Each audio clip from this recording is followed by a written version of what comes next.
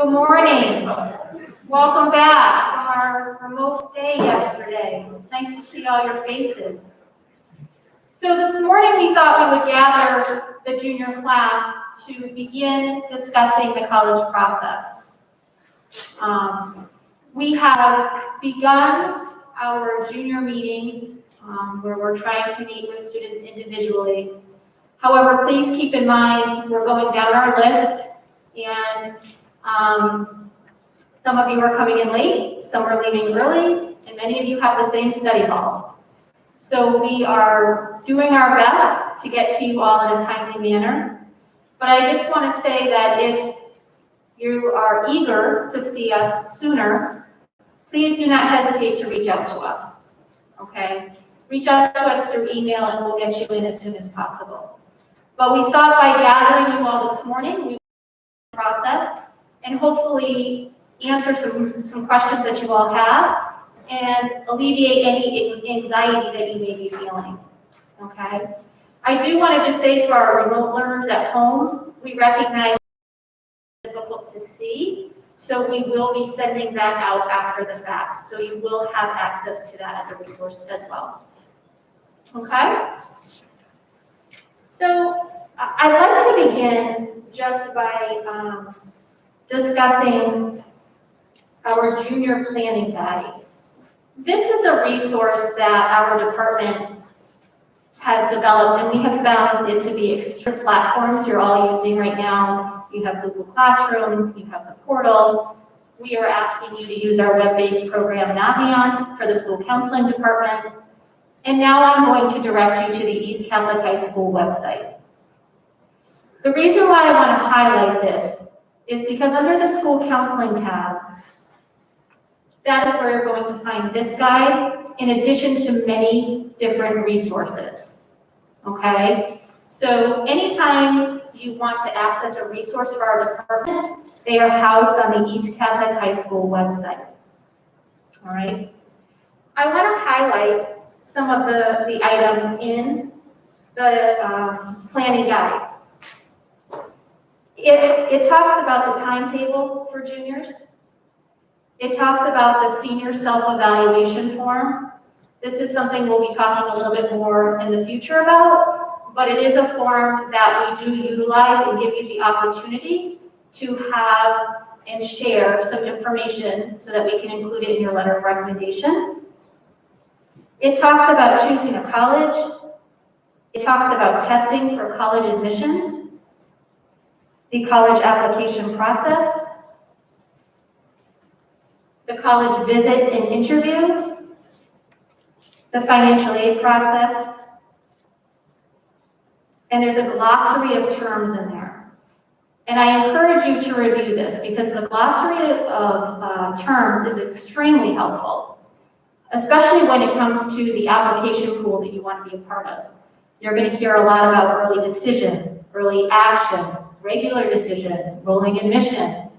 What does it all mean? You're going to find all of that information in this guide. So I encourage you to access it and utilize it, okay? The next piece that I want to talk about is SATs. How many of you have registered for the SATs?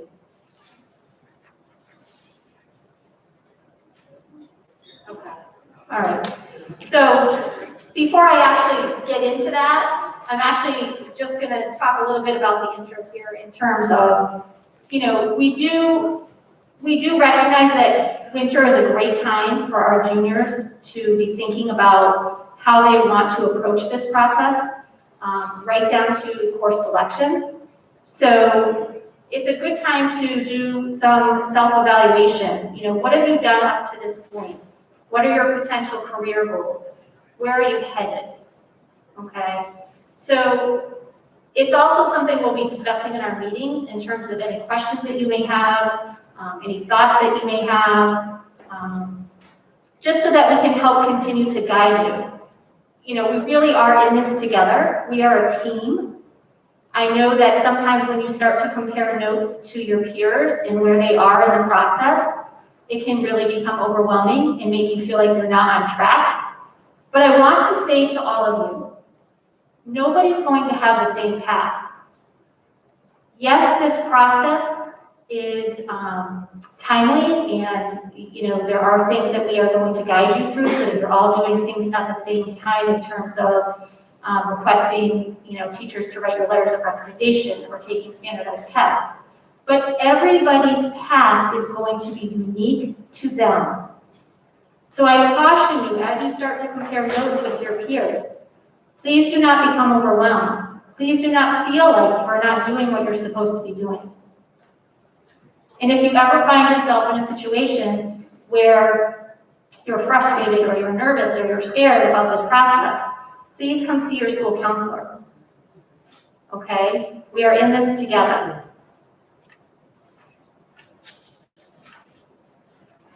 So when we talk a little bit about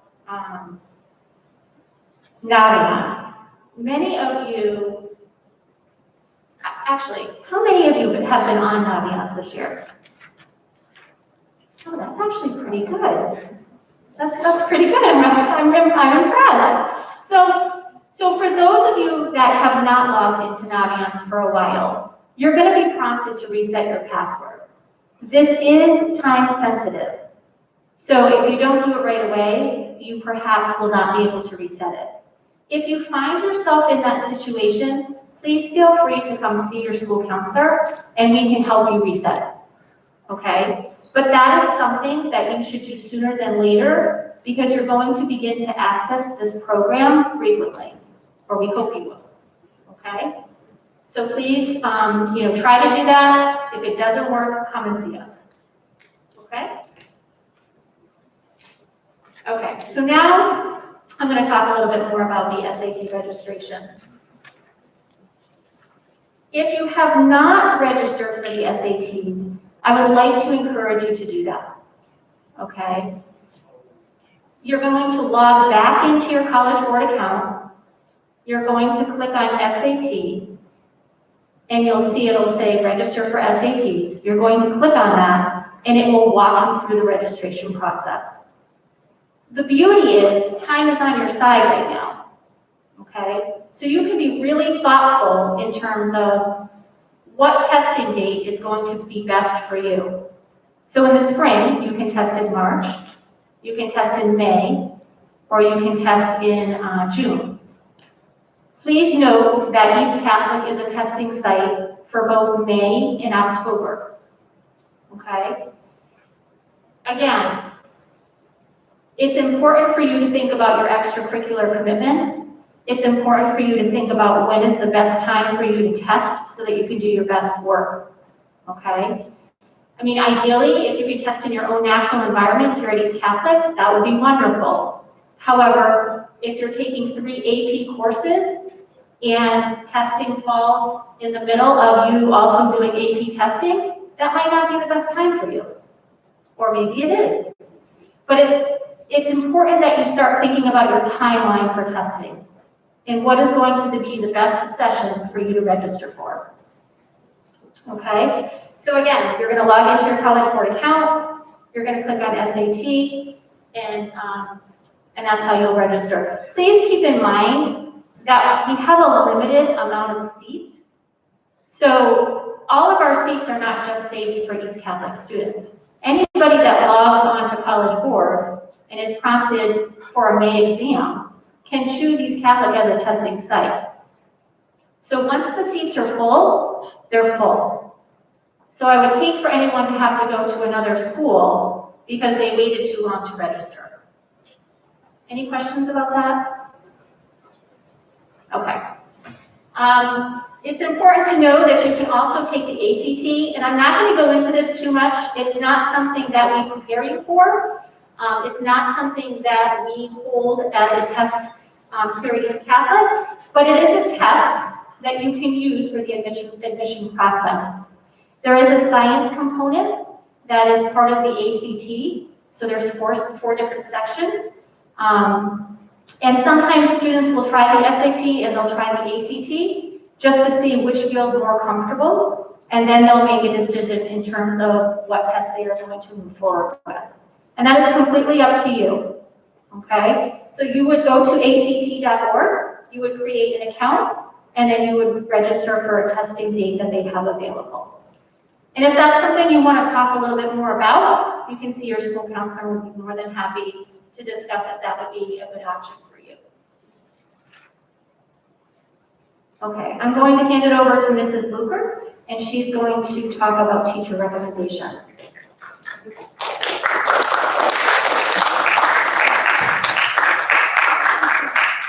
Okay, good morning. The infamous teacher recommendations.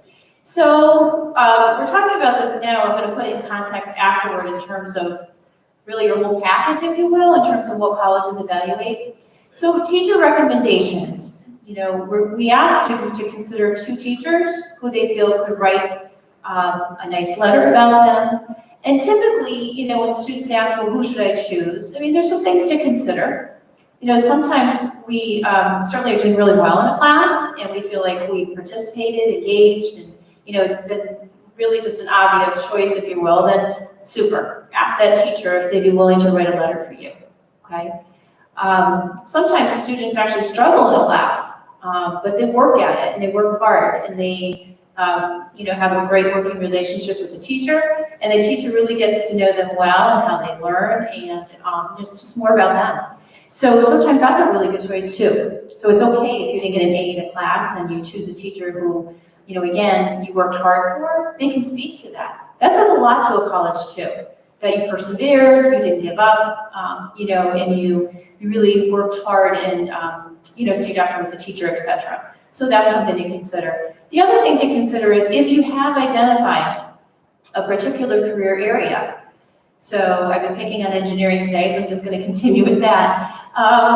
You know, potentially you want a math and or science teacher, because essentially those are the STEM area, the math and science is something that would be, you know, certainly highly looked at as far as being considered for an engineering program. So having some insight from at least one of those teachers, so the colleges could assess your abilities and hear about you as a student, that might be a really nice choice. But there's no definite, I have to ask this one or that one, okay? It's really personal. As Mrs. Fiore said earlier, it's so individual, your path. So if you know that there's a particular teacher that you just feel strongly about, that they've gotten to know you well, you feel comfortable, it just feels right, great, ask that teacher. So, and again, if there is any question about teachers, because I often will sit and talk to students about this process when they're a little bit stuck, we're happy to talk about it, okay? So it's really important that you actually approach the teacher and you ask them if they'd be willing to write a letter of recommendation. And so if we go to the next slide, this is the request for a recommendation. We have this in the school counseling office, and essentially you have access to this. So the time frame for asking a teacher for you know, a letter on your behalf, so it's uploaded for the fall for your application for us to send. We're asking students to consider doing this after the April vacation, okay? So between now and then, you have plenty of time to think about 2 teachers who you feel could write on your behalf. All right.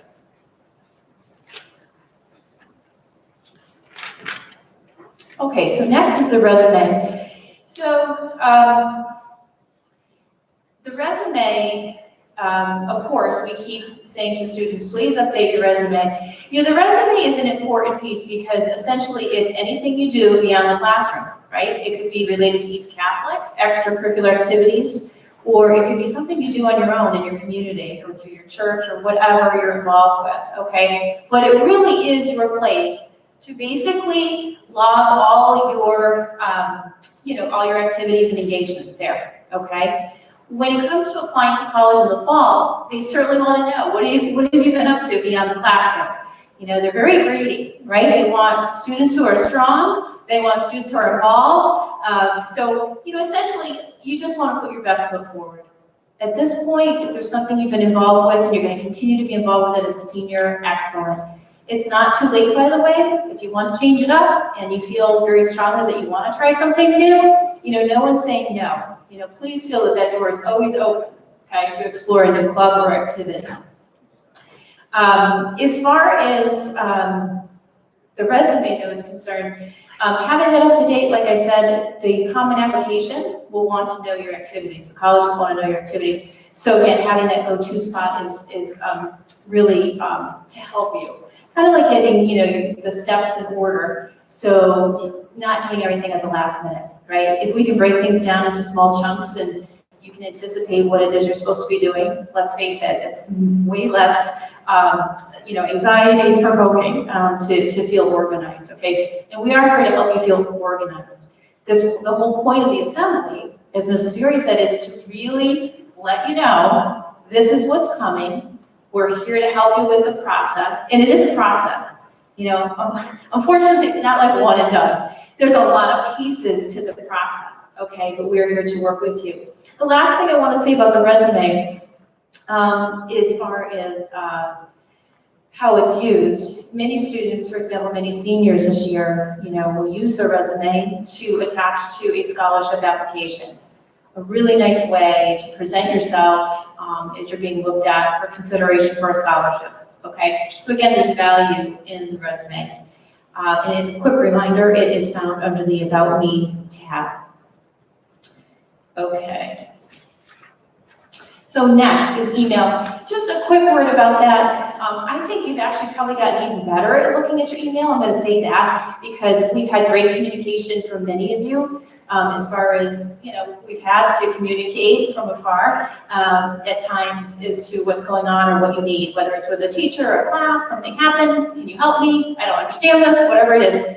So important that you continue to look at your email, okay? This is how we communicate with you, and we send information through Naviance, okay? Timely information, whether it's about college application materials, whether it's about scholarships, and the other thing is colleges will communicate with you via email.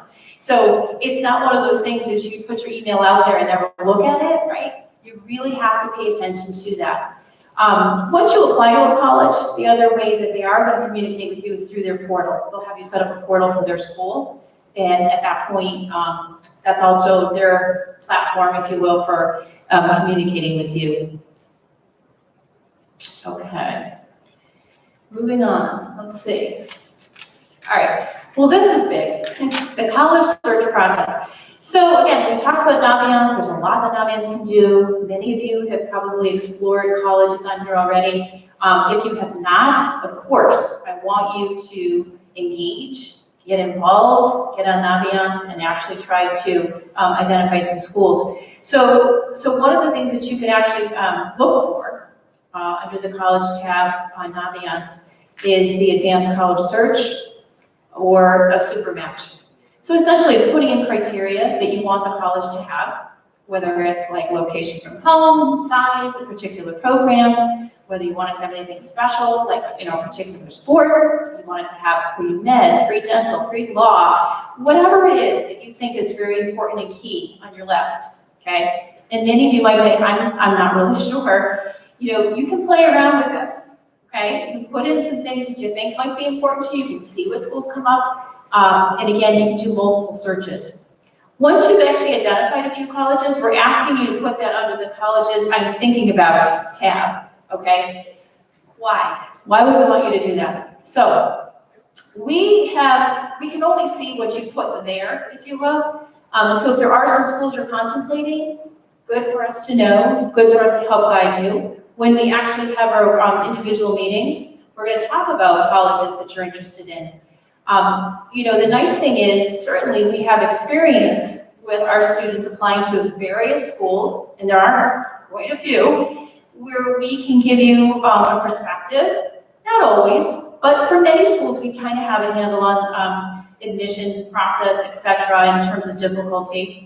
And one of the things we just want to make sure with this colleges I'm thinking about, I kind of treat it like a worksheet, You're going to put down some schools, some you're going to keep, some you're going to delete, and honestly, probably until you apply. There might be one still hanging out there that you say, you know what, I think I really want to apply there, Mrs. Luker, and it happens, okay? But when you put it on there, we can see it.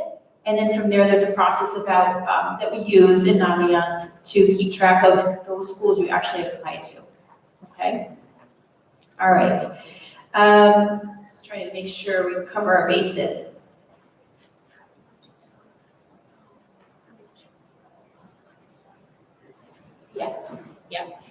So, yeah, Mrs. Fury reminded me, in terms of your array of colleges, I'll put it that way, really important that you're thoughtful as you look at the criteria for admissions for different schools, that, you have a variety. So you might have one or two reach schools, ones that you know are really difficult to get into, okay, but you want to try, and you should. And then we want to have what we call target schools, right? You want to have a bulk of schools that you look at that are realistic, that are potential for you as far as being admitted. No one ever knows. I always say, I'm not the admissions committee. We can certainly look at a lot of data and information, but in the end, it's your application that's put forward, and depending on that application pool, how things are going to, fall out or happen, in terms of that cycle of admission applications. So, and we also encourage students to consider having a safety school, right? That school that you can rely on, that if for some reason something happens. Hello. I don't know. Any of it. Maybe something's burning out, I don't know. But those are the variety of schools, okay? So just again, to keep that in mind. All right. Okay, the other piece that I want to make sure I say is when we talk about that variety of schools, we do keep data from about 7 years worth of data from our students at East Catholic who apply to various colleges. And the point of that is to actually be able to help you and help us together look at schools to create that reach, target, and safety list, okay? We have many scattergrams on there which indicate a student's GPA and SAT and whether or not they were admitted to a school. Again, it's one piece of information, it's not everything, but it does give us a little bit of a gauge. I don't know if it's going to burn out or what. Okay, so some of you may have taken college tours or thought about it or wanted to. Okay, so between now and next year, there's going to be opportunities for you to attend virtual college fairs, and some information was actually emailed to you. We're talking about emails, right? Hopefully you saw that. As far as SACAC and NEAC, there are virtual colleges that you can sign up for, college fairs, and you can participate and hear up to, I know with one of them was like 3 different sessions, there was like at least 6 colleges in each session, so potentially up to 18 colleges that you could hear from, okay? So take advantage of those things. Free, you just gotta show up, take notes, if there's anything of interest to you, okay? That's certainly, what we're doing, right, in this virtual time because we're not in person. But many colleges, especially I believe as things get warmer and we can be outside again, many colleges will offer in-person tours, potentially very limited, but that remains an option, okay? Visiting a school when you can, certainly great. Gives you another piece of information. It's kind of not tangible, when you look at a picture. They're all really nice on the website for all the colleges. But being able to go and see, even if you took, your own little tour, if you couldn't get in a formal tour, just to see the campus and maybe some people on the campus would be willing to talk to you too.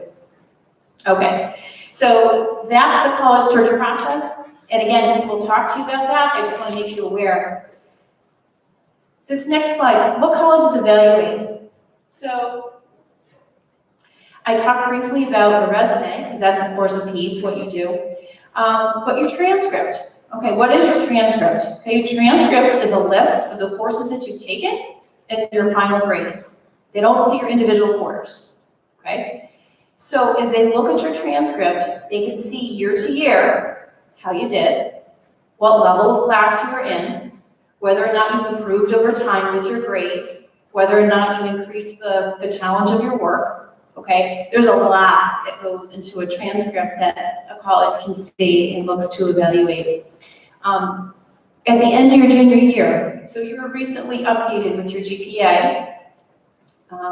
We will update it again at the end of this semester. That end of year junior GPA is what colleges will see. That is the GPA. Now, the other thing they're going to say is the coursework you're taking as seniors, okay? What is it that you're going to take as seniors and they want to see your first quarter grades? They want to see how you're doing, okay? So obviously your hard work needs to continue, right? And speaking of coursework, certainly be very thoughtful as far as what it is you're going to take as a senior. What electives make sense to you? Are there any courses where it's appropriate with teacher approval and conversation where you could potentially move up in a class? And we were talking to the sophomores about this, you know, and it's not just how well you do in the class. I mean, obviously you should do really well to be considered to move up, but also your work ethic. And are you asking questions? Are you engaged? Can you work independently? You know, what does a teacher see from you? How eager are you to be challenged? Okay, so level changes are made with a teacher recommendation. So important, that's coming up at the end of the month. I mean, the good news is I think that, you know, all of you have been through the process, so you know what's involved as far as talking to the teacher and sharing any kind of goals with them, because they also could advise you in terms of what they think would be appropriate. Your GPA we talked about, okay, testing information. So Mrs. Fiore told you your options.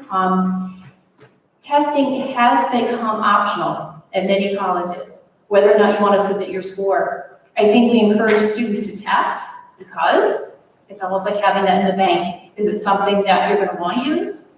Is it something you're going to need to use? So it really just depends. Okay, so again, taking the test, the SAT, we typically encourage kids to take it at least twice, if possible, to see how that goes. If the ACT is something that students want to consider, again, you can come and see us as far as talking about that. But then, depending on how you do in your AP exams. So if a student scores a 4 or 5 on an AP exam, that's something that you can also share with the college in terms of your you know, the outcome of that class, which is strong. Each college may or may not take AP credit. It really is dependent on the college, so you really need to know your college well. And I know Mrs. Fiore and I stress that with students, because once you identify some schools you want to apply to, you really need to do a deep dive. You really need to understand, for that specific school, what is it that they're looking for? What is their policy about testing? What are their restrictions, potentially with scholarships, you know, and SAT scores or providing scores? You know, there's all sorts of implications, and you can't assume from school to school that they're all the same. We have found they are not. And as much as we try to be a wealth of information for you, in the end, it's your responsibility to know your school. Okay, we can't stress that enough. Okay, so we talked about recommendations and your activities, and then the last thing here I would just say is leadership. If there's an opportunity within a club, within a sport, something you're doing, to take some additional responsibility, to show some leadership, you know, I would say, you know, go for it. That's possible. That's something you want to do. Leadership is not just having a title. And the other thing that I know teachers can speak to in a letter of recommendation is, how are you as a student in the classroom? You know, are you a leader? Do you offer to help other people? Do you initiate anything in terms of helping a cause within the class, if you will? You know, leader can take on, you know, many different, I think, shades. So again, just to be aware of that. All right, end notes. Just a few things before we wrap up. So, college prep, SAT prep, that's what I want to say. Khan Academy. If you were to share your scores from your PSATs with Khan Academy, you have free study plan that they come up with, and you're going to practice those questions where you had some difficulty. Okay, I have many students who have used Khan Academy, and I've been very careful to ask because I don't assume anything. I'm not using Khan Academy. I've had great feedback as far as it being very useful. Okay, I think like anything, it's what you decide to dedicate your time to. And if you decide it's something that you are going to make a priority, then I think you'll get a lot out of it. Okay, again, it's your choice. We also have Lens and Lens. That was some information that was mailed home, or emailed, as far as the SAT prep course, virtual prep course that Miss Catholic has partnered with Lens and Lens, that begins in March. And they do review reading and writing one evening, and another evening is math. So it's just a matter of you taking a look at that if it's something you want to do that's extra, okay? As I mentioned, continue to work hard. At the end of the junior year, that's your GPA. That's what the colleges are going to see. And I'm not trying to put pressure on you by saying it that way, just really making you aware that it still counts. It still may make a difference for you in terms of your GPA. If you haven't been working quite as hard and you could definitely pull those grades up a little bit, I of course would say, yes, please, try. Certainly continue to work hard.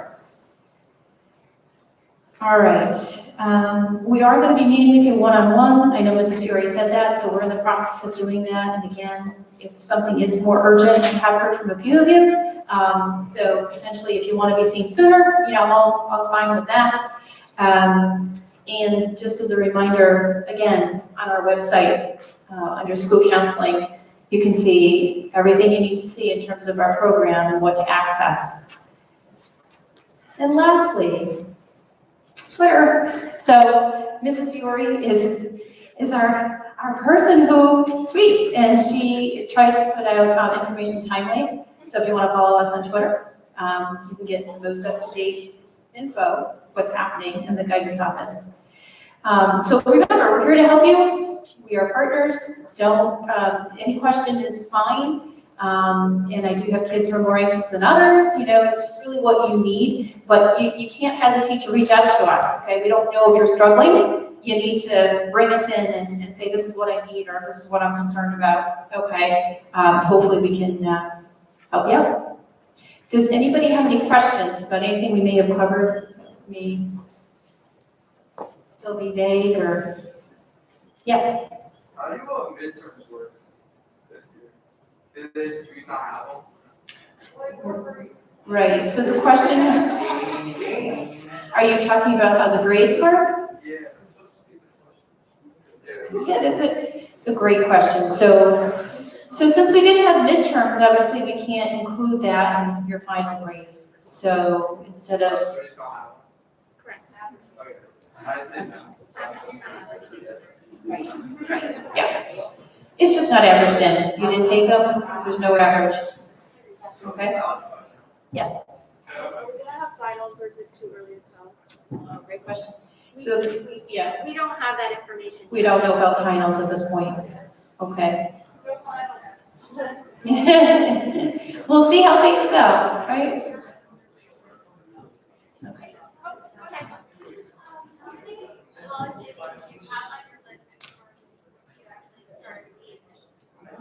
So the question was, how many colleges do you have on your list? So right now, I have students who have prospective lists with up to 15 schools, okay? Because they're still in the process of weeding through and figuring out. Ideally, your list should be 4 to 6 schools, ideally. And you should know those schools well. I think we found this year, students applied to a lot more schools because they were SAT optional, and so they kind of threw their hat in the ring to see kind of what would happen. But I just want to caution students because, if a school is SAT optional, it's going to put a lot more emphasis on your high school transcript and your extracurricular activities. So, just keep that in mind. But yeah, ideally, we would like for you to have 4 to 6 schools. And again, reach schools, realistic, and safety. And often I tell my students, when you think of a reach school, when you look at what their requirement is for standardized testing, if you're 100 points off from that, it becomes a reach school. Okay? What exactly is considered an important club? What if there's more? I know there's more fun entertainment clubs. There's more work-ish learning type clubs. So. Yeah, so that's a really good question too. I think Repeat the question, we can't hear it now. Okay, sure. So she's asking, the question is, what are some ideal clubs or activities, if you will, to set yourself apart, I guess? Is that kind of what you're Or looking just for? like from what you've done, like, Or is for there what- stuff you should just not put on? Okay, so from what we've done.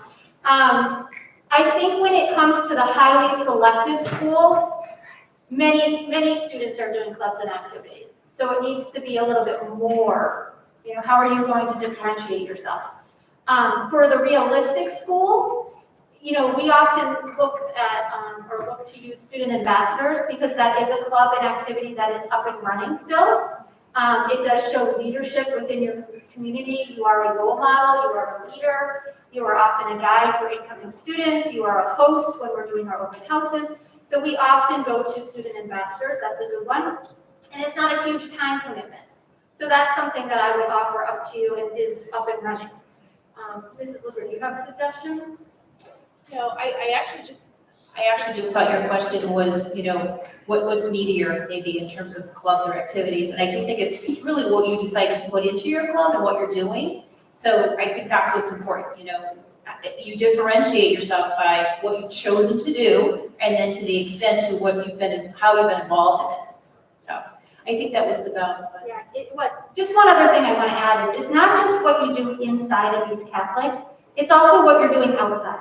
So we've had many students that want to go into the medical field, and they've taken the initiative to get their Emt certification, which is extremely difficult. It takes up a lot of time, but they have done that to set themselves apart from other students. So maybe that's helpful too. Okay? I think that was the bell. We look forward to sitting down and speaking with you all. Have a great day.